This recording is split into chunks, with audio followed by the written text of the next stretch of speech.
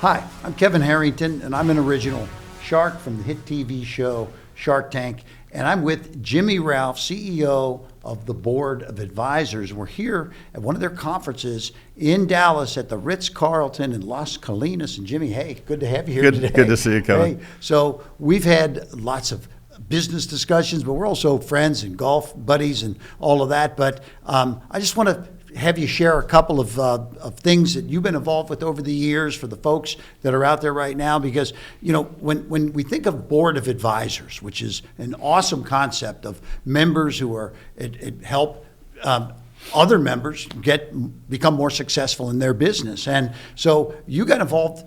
You were one of the first companies ever, nearly 10 years ago, when Mike Calhoun first started Board of Advisors. And your company at that time was called SalesMaker. And you had developed this kind of cool technology. It was an EPM technology. And I'm not going to put any words on that because I'm going to let you explain it. I'll give it a whirl. Yeah, but SalesMakers that was about 10 years ago. But is there anything you want to talk about maybe prior to SalesMaker that about your entrepreneurial career? I'd love to hear something maybe before 10 years ago. You so charismatically didn't say that whole life you had before that, right? Exactly.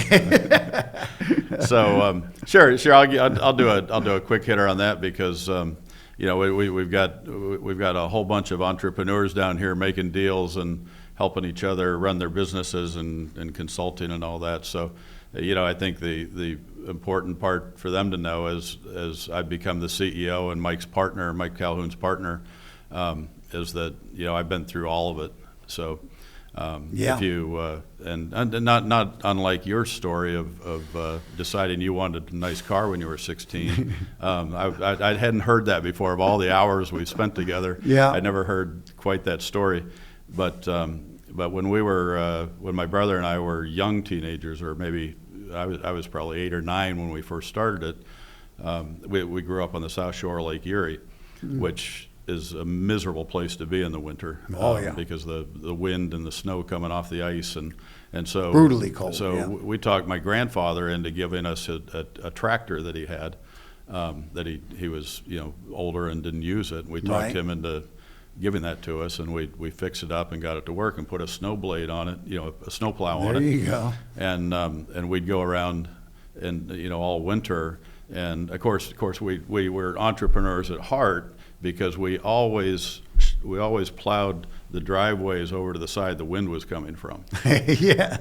So might have another. Yeah, we'll be back in the morning. Another job in the next day, right? Yeah. So, but anyhow, we made a lot of money there because most people couldn't stand to be out. If you weren't a teenager, you couldn't even go outside. So we had to get the driveways cleared, and people were willing to pay for that to get their driveway cleared so they could go in the garage, get in their car, and get out. Yes. And I grew up in Ohio, so I know. Oh, sure. You're the southern end. We're on opposite tips. Right. But, so anyway, so to try to not trump but match your story that I'd heard before from you about buying your own first car. I walked into the dealership when I was 16 and bought a Monte Carlo. There you go. For $6,400, I think it was. Right. And I had it in a paper bag. and the salesman's like, "What do you want, kid?" I said, "That." That right there, right. And so there was he said, "Well, how are you going to pay for it?" And I said, "I got it here." And he said, "I'll be right back." So that was fun because it was. He tells that story to this day. That salesman, right? So anyhow, so I got that whole thing. Then I did the all the classic failure entrepreneur stuff when I was a young entrepreneur. We decided, a buddy of mine and I decided one day that we could take all the ceiling tiles in restaurants and go out and sell sponsorships on them. And they could have their tile in the rest, of the local businesses, and that worked. You don't make much money, but we gave us something to do, and stuff like that. We rented side hustles back in the day, right? And we rented video cameras to tourists for the week, and that kind of worked. But we had no idea how to scale anything or how to capitalize anything. We were just trying to, buy groceries and beer. So anyhow, that's that story. But then But SalesMakers became a very successful entity, along with the EPM platform that you created. Right. Yeah. So that was evolving a little bit before I joined BA, but really took hold, and some of the folks in BA helped me shape that, and helped me refine it a little bit. Right. And what SalesMakers was a company that helped big companies staff mostly their retail stores, but also their direct sales forces and so Right. forth.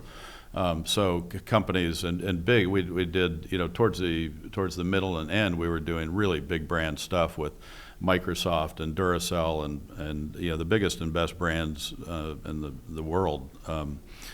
We did Clearwire. We launched that Clearwire. If you remember way back, we launched the Vonage stores. If you remember the sure. big monster orange kiosks in the middle of the mall. Yes. So we did all that on an outsourced basis for Vonage. So big companies and big projects that we did turnarounds on. We helped, and then sort of became a boutique advisor to those companies like Microsoft. We helped them from we didn't go all the way to the grave. They finished that, but the cradle to midsection with their retail stores, and helped them launch Right. those all over the country and all over the world, actually, from an advisory consultant standpoint. Was this just advisory at this point? No, that actually came after the staffing. So we did a lot of staffing for Microsoft and for Okay. all these big companies.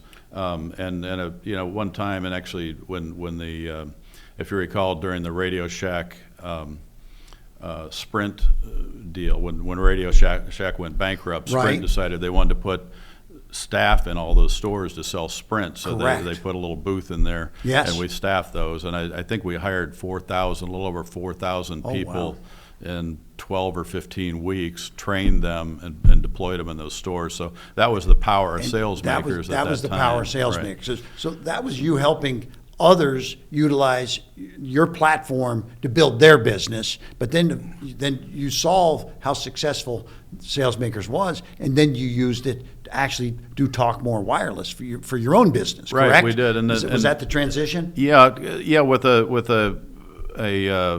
That was exactly the transition with the advent of EPM, which you mentioned, which Yes. it's really easy to explain now because the whole world's doing it now. But we basically took, Sounds like a dance of some kind. yeah, we took all those people and said, wait a minute, we had the classic infrastructure of regional managers, vice presidents, regional managers, district managers, local managers, and then the people that were in the stores or on the streets, selling to our customers or selling to the customers. And we said there's got to be a better way to do this. And so we created EPM, which and built the offices out and so forth, so that we could have 12 or 15 managers managing all these people instead of 3 layers of management managing them. And it was highly effective because they'd have their screens on the wall. Right. And this was revolutionary at the time. It had the screens on the walls and super microphones set up and cameras and all this. It was a real experience. Yeah. So they could manage all these people at once. They could manage 100 people in their organization, and they knew they were there. Could they communicate? And they could hear. They could hear the conversations with the customers and do quality assurance. Oh, wow. And make Very sure that they were hands-on. doing exactly hands-on, but sitting in an office in St. Petersburg instead of 50 people running around driving cars, not knowing where they were, not being able to keep track of them. Right. It was a big job keeping track of the people that were in charge even. Nice. So now they're all in one office. We can supervise it. And so that was what EPM was, which actually stimulated the massive growth at SalesMakers, because we could do things that nobody else could at a price that nobody else could.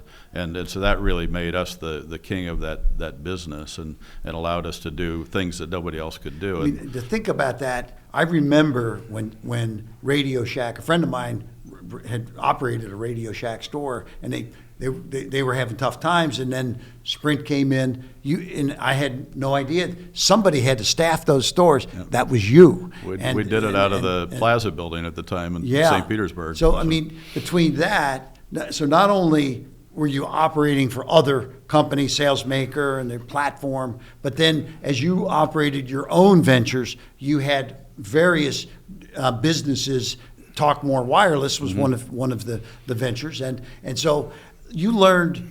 I mean, this was where the rubber meets the road, because you're in retail stores, you're in malls, you're training salespeople. It's commerce happening right there, in direct to the consumer, right? And so you learned so much over those years. How has that helped position you for this new role now that you have as CEO of the board of advisors, BA Community? Sure. Well, the other thing that happens down here, like when I point down here, we're at the Las Colinas Ritz-Carlton at our quarterly board of advisors meeting. So I point down here because I feel like that's my world down there right now. There's a lot of people down there to take care of and help build their businesses. But so the other thing that really qualified me for that is I built it in mid to about 2015, 2016. We decided we'd been through a lot with SalesMakers, and the problem with SalesMakers was, and you can imagine this, so we're dealing with the ginormous companies, right? The Walmarts, the Microsofts, and the track phones, and I mean, just all of those big brands, because they came to us like feeding a seagull and said, wait a minute, there's somebody that can handle the staffing and manage these people, because we hate it. So that lasts. So you ramp it up, you tear your hair out, ramp it up, get it out there, get it perfect, get it working, get it humming, and you get about 3 or 4 quarters into that, and there's some CFO looking at the P&L saying, my God, these guys are the highest cost on our P&L. What are we going to do about them? And what do they do? And it seemed like nobody could ever articulate it to have them understand that's also your payroll. Right. So you just jump off the page to a CFO that's trying to figure out how to make his quarter. And so consequently, those contracts would usually dwindle quickly. I mean, they'd last a year and a half, 2 years, something like that, and they dwindle. And so we went through a number of cycles of that. And so it's always either hyper growth or cut back, hyper growth, cut back, or replace the client. You're trying to replace the client because it's coming, and we just got to seeing it. And so we'd built all these systems, and really the best way to describe EPM, by the way, and that's what I was referring to, it was before virtual stuff was cool. Now you walk into people's office, everybody has screens up, everybody has cameras up, we have meetings on Zoom. None of that existed when we created EPM. Before it existed. You were at the very beginning. Even since, after COVID, people would visit our offices and they'd say, wow, you guys pivoted really well. I said, yeah, we did it about 10 years ago. So this gives you a good kind of heads up for many of the entrepreneurs at BA. And as CEO of BA, you're dealing with many different industries and some very creative people, and you got all different types of people. But it sounds like in your business, you've dealt with the breadth of all of that as an entrepreneur. You've dealt with pretty much every kind of character that you can run into almost. Right, because we built when we got tired of the ups and downs in the SalesMakers with the huge companies, we said, well, wait a minute, why don't we take that technology? We can put the best salespeople in the industry. They're well trained. We've got EPM. We can do this. So why aren't we doing it for ourselves? Right. And so consequently, between late 2016 to a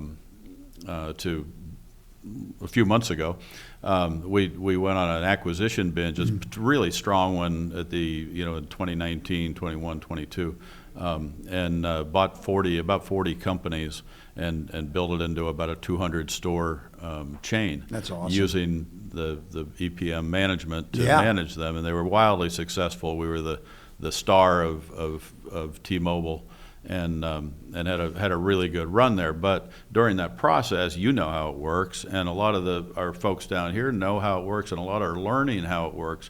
But you've got all the things you mentioned. You've got to capitalize the business. Right. You've got to have really strong financial people. Chris DePasquale is, I consider him one of the best CFOs in the world. Yeah. And he's been with me through all the companies. And you've got to be able to put together a business plan that is not only believable to get capital, but you can execute on it. Right. And then I've got Kevin Killeran, who's my COO and has been through all the companies, Yeah. and he knows how to execute it. So Right. it's just been a really good match. But the challenge is you got to get the capital, you've got to find the real estate, you've got to find the people, you've got to get the inventory, you've got to have all the logistics and reverse logistics and Yes. everything that goes on in that process. You've got to have the marketing, you've got to have the branding, you've got to have the right real estate, and all of the things that all of our members are dealing with, some portion of that at least, Yeah. every day. And I lived it in real life, fast motion form.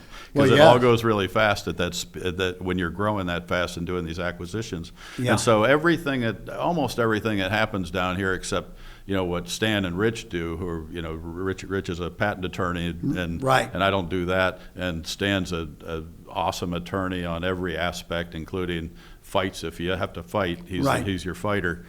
So other than the legal stuff, I think, and the IT or software stuff that goes on down Yeah. there, I can barely get my phone turned on. But other than that, I've lived that life, and I've done those things that most of the folks down there are doing. They're raising capital, or they're looking to invest, or they're trying to improve their company, or they're trying to make Yeah. acquisitions, or they're trying to sell their company, or they've got problems and they need solutions. And so I think the perfect fit for me, one is I loved Board of Advisors since the beginning, and I've been to probably all but 3 meetings in 10 years. Yeah. And I saw the vision that we could take and just do all this good for all these entrepreneurs and investors and people seeking capital. And so what we're doing now with it is using my expertise and my team's expertise and then Mike Calhoun is he's just a beast. Yeah. And he's a beast of loving his members. I mean, he literally loves the members. Absolutely. And he's built it brick by brick. He understands the grit of building a business because he built one here. Yeah. I mean, we started in Tampa 10 years ago with, maybe 12 or 15 of us in a room, and half of those at least are still members. Still maybe around. more That's than funny. that. Yeah. But Yeah. but we really didn't know what we were doing. I don't think Mike knew what he was doing. Right. But he's so passionate. He just creates value, and so we'd sit in a room all day. That's and by why people keep coming back. Exactly. And Yeah. by the end of the day, that first meeting, the second meeting, everybody's going at it late in the day, and exchanging ideas and doing Yeah. all that stuff. And now, multiply that times 15, and that's what's going on here. Yeah. So we're going back to we're doing both now. So we've just started opening X satellite, we call them X events, Right. that are 1-day events, just like we started with in Tampa. Mm-hmm. And we're starting to spread those around the country. We started in LA. We just did one in New York. Yep. The Contis, Jessica and Jerry, did LA, and we're using members to do that want to create have that same entrepreneurial spirit. Yes. That they want to share. So they're doing that in LA. Matt Chang's doing one coming up soon in Jacksonville. Matt Chang's he's so much smarter than Yeah. everybody. It's hard Robotics. for him to find anybody to talk to. Yeah. And then Rhonda Keels just did one in Long Island. You were there for that. Yeah, Actually, that that was was terrific. awesome, yeah. And we've got a few members here today that are rock star members that contribute value to Yes. BA that we met in New York. I think you saw a couple of them earlier Yeah, I today. did. So I'm going to build it, and with my C-suite team, they've got it on rails, and they're putting it on the rails so that we can scale it. We've got Mike, who's so passionate about winning for the members that he's taking care of that quality and building the right membership. And I'm responsible to take it and build it out. And our plan there, the cool thing is that we don't have bankers we need to satisfy. We don't have investors we need to satisfy. Right. And I don't know that I've ever been in that situation. Now, I might have had $500,000 in debt at one company a long time ago, and I might have had $30 million in debt at the last company. Yeah. And those are big burdens and a lot of people to answer to and a lot of people to talk to. We don't have any of that. That's We've great. got Mike, Chris, Kevin, and Jimmy, and we're going to build this as fast and responsible as we can, because the bigger we make BA, the more value comes to our membership. If you, Right. you know, think about it, it's just Sure. obvious, right? We Absolutely. have we've got a half a dozen people in here from LA that we met at the LA events. Yeah. And they're now annual members, and they're passionate and they're talented and they've got their expertises and experience. You and I were in New York, and we have a couple really strong members in here today. That's their first day Regional here. growth strategy is awesome. I love that. And I wanted to finish up the point about your background and how it positions you as a really a perfect person to be the CEO of Board of Advisors. I mean, here you've had all these years building business after business, 40 acquisitions. And by the way, did you ever make one where you found out something that wasn't disclosed when you made the deal? Just 39 of them. Yeah, exactly, right? I mean, you talk about some shit hitting the fan, right? Yeah. So you've been through it, and that's what these folks at Board of Advisors, that's why they're here, because they need people like yourself that have been there, done that, and take the bucket list. You made that happen. So and you have experts down here that in Yeah. their segment they're experts. So I made a commitment in May when we officially made this announcement. Of course, Mike and I have been working on it since the first of the year, but we officially made these changes in May, and I committed to the membership in May that when they came back here in August, it was going to be the best event they'd ever been to, and I think we pulled that off because we've got the force multiplying effect. We had one senior executive in May, and we've got 4 now. So I mean, you think about it, it's almost over one. It's unfair to the wannabes and lookalikes that are out there charging half what we charge to do a little mastermind thing. So it's almost an unfair advantage we've got. I mean, those members will come over to us at some point, or we'll acquire them or whatever. But it's really almost an unfair advantage we have, because we wanted to equip it so that we can, if we double the membership, in a year or so, that's double the value to the members. Absolutely. And so, but it's not if we don't do it right, and we know how to do it right. We've done it right. We've done it with the expansion,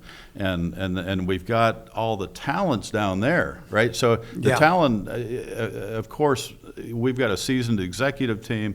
We've got a Mike Calhoun that, unless we AI him, there's not another one in the world. He's that good at providing member value and relationship building, and and then we have 100 or 200 or 300, whatever we end up with down there, that are experts in their industry. And it's just available to advise and help others as they join also. So I made the commitment to the members. In next quarter, it's going to be phenomenal, and they're all saying it's really, really great. It's even better than it's ever been.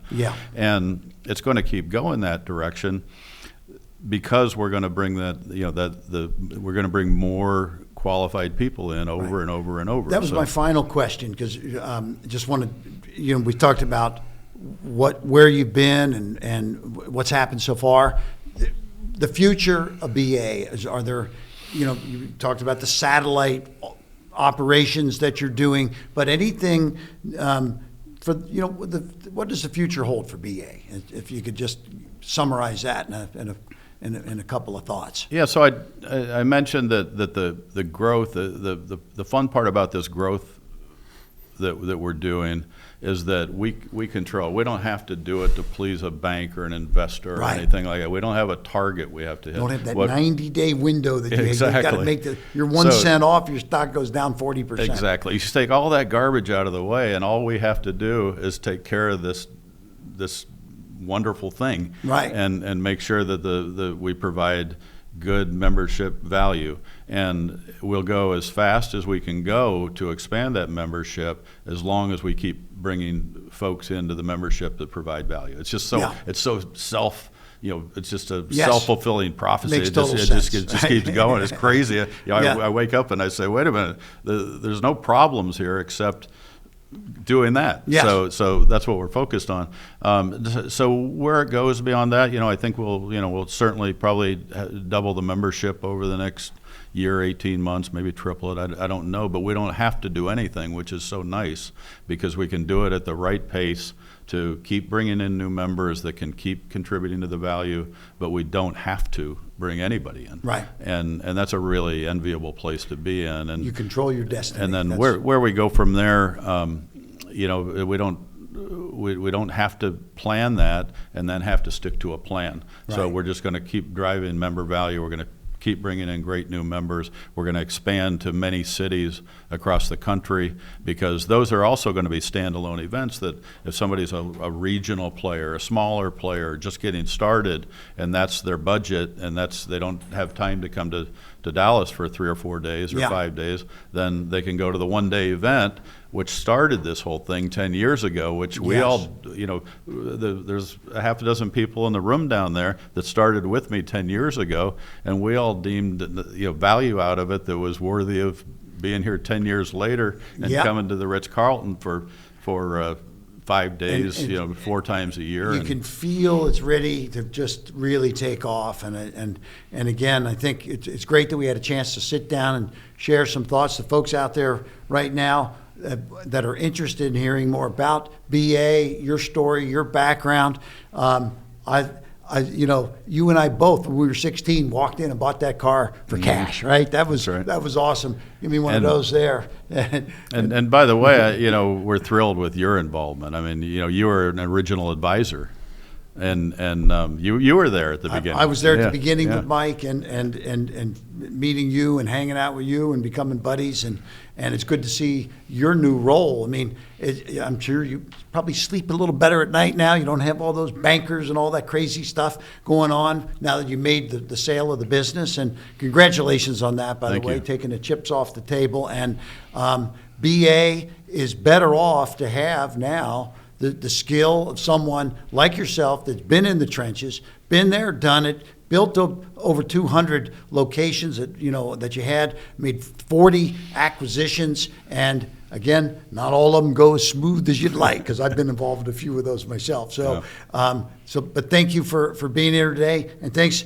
for the folks out there listening. And let's give us a little sign off, Thanks, Jimmy. Kevin. Okay, thanks for being here, and thanks for being part of our program today, and getting a chance to understand Jimmy Ralph, the CEO of Board of Advisors, and where he's going from here. It's an awesome story. Thanks for listening.